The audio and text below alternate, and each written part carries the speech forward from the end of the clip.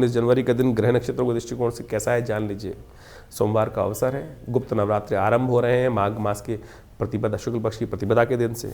ग्रह नक्षत्रों का प्रभाव आपकी राशि के दृष्टिकोण से जो बन रहा है वो अच्छे से आपको समझना चाहिए। 5 ग्रह लाभ भाव में आपके लिए एकत्र हैं, लेकिन खराब नहीं, अच्छे हो रहे हैं, क्योंकि चंद्रमा वहाँ साथ में विराजमान हो गया है। इसलिए जो मनभेद चल रहा था उसने उसको कंट्रोल करने का प्रयास कर लिया है। ऐसे में आपकी राशि के दृष्टिकोण से चीज़ें फेवर में, अच्छे योग आपकी राशि बनते दिखाई दे रहे हैं। आशीर्वाद चाहिए, आपकी कुंडली में ऐसा योग बन रहा है, राशि में ऐसा योग बन रहा है कि आशीर्वाद। माँ दुर्गा को प्रसन्न करने का प्रयास कीजिए, चीज़ें आपकी अच्छी रहेंगी। माँ दुर्गा के निमित्त सर्वमंगल मांगल्य शिवे सर्वार्थ साधिके शरण्ये त्र्यंबके गौरी नारायणी नमोस्तुते इस मंत्र का जप करें। पीले वस्त्र माँ भगवती को उनके अर्पित करने का प्रयास करें। श्रीफल का भगवती को भोग लगाएं, कृपा होगी। माघ मास की प्रतिपदा से गुप्त नवरात्रि आरंभ होती है। आमतौर पर चैत्र और अश्विन की नवरात्रि जो है लोग जगत पूजते आए हैं, लेकिन गुप्त नवरात्रियों को भूल जाते हैं।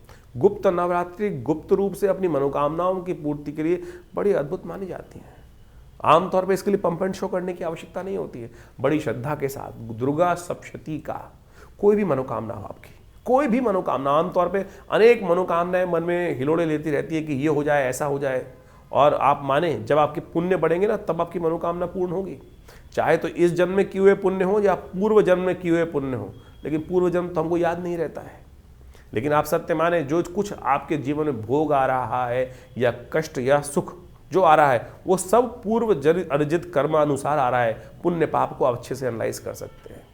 अब एक समझें कि बहुत सारी बात ऐसी होती हैं कि एक छोटा बच्चा था, राजयोग में पैदा हुआ, पुण्य था ना, पूर्व जन्म अर्जित कर्म था, आत्मा ने कहाँ किस प्रकार से भगवान के योग के अनुसार से प्राप्त हो गया उसका सुंदर स्थान। और वही एक बच्चा जन्म से ही कष्ट लेके उत्पन्न हुआ, वो पूर्व जन्म का कर्म है। तो इस बात को समझ लीजिए, कैसे कर्म करने से नहीं, पूर्व अर्जित कर्म है। ज्योतिष की जब गणनाएं की जाती है तो उसमें दशा निकालते वक्त भुक्त भोग्य काल निकाला जाता है कि कौन से जन्म में किस दशा में मृत्यु हुई और उसका भुक्त काल कितना था, भोग्य काल कितना है, ये काल गणना के अनुसार से ज्योतिष में बताया जाता है। तो आप समझें ये प्रत्यक्ष है। तो गुप्त नवरात्रियों में अपने पुण्यों को गुप्त रूप से बढ़ाने का प्रयास करें। एक बात समझ लीजिए, आपने कोई बहुत बड़ा पुण्य किया और आपने ढिंढोरा पीट दिया कि भाई मैंने तो इतना बड़ा यज्ञ किया है, पुण्य समाप्त। कोई लूट के ले जाएगा चुपचाप, आपको पता भी नहीं चलेगा। गुप्त रूप से बिना कहे हुए चुपचाप भगवान के मंदिर में जाकर अपने निमित्त इस समय में यज्ञ करवाएं, पूजा करें, दुर्गा सप्तशती का पाठ करें, दुर्गा सप्तश्लोकी का पाठ करने का प्रयास करें। विवेकानंद योगाश्रम में हमने इस पूरे गुप्त नवरात्रि में दुर्गा सप्तशती का विशेष यज्ञ रखा है जो 9 दिन चलेगा। आप स्वयं माँ भगवती के सिद्ध स्थली में उस यज्ञ में बैठकर यज्ञ कर सकते हैं।